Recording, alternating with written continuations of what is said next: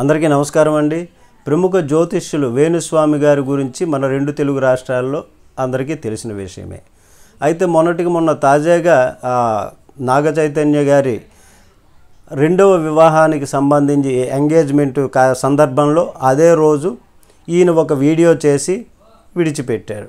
అయితే త్వరలోనే వీళ్ళిద్దరూ పెళ్ళైన తర్వాత విడిపోతారని చెప్పడం జరిగింది. ఆశీర్వదించాల్సింది పోయి విడిపోతారని చెప్పడం ఇది మంచిది కాదు, మంచి పద్ధతి కాదని నెటిజన్లు అందరూ కూడా ఆయన పైన కామెంట్స్ చేయడం జరిగింది. నాగార్జున గారు సీరియస్ అవ్వడం, కమిషనర్ గారిని ఫిల్మ్ అసోసియేషన్ వాళ్ళు కలవడం, అలాగే మా అధ్యక్షులు మంచు విష్ణు కూడా ఫోన్ చేయడం జరిగింది. ఇవన్నీ జరిగాయి.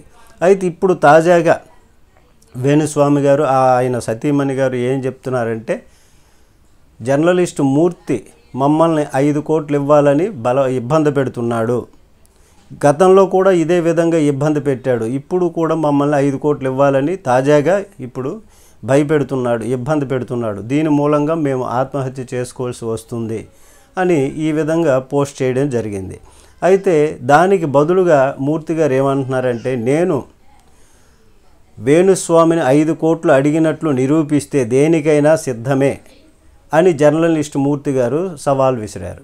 వేణుస్వామి చేసినటువంటి ఆరోపణలు నిజమైతే నన్ను కొట్టి చంపండి, సాక్ష్యం లేకపోతే వేణుస్వామిని ఆత్మహత్య చేసుకోవద్దని చెప్పండి.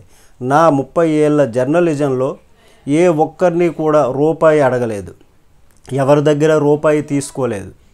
ఉమ్మడి ఆంధ్రప్రదేశ్లో గవర్నర్ ఎన్డి తివారీ స్టోరీని బయటపెట్టింది నేనే.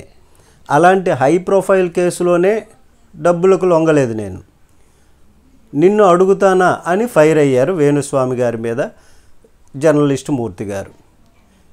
నమస్తే.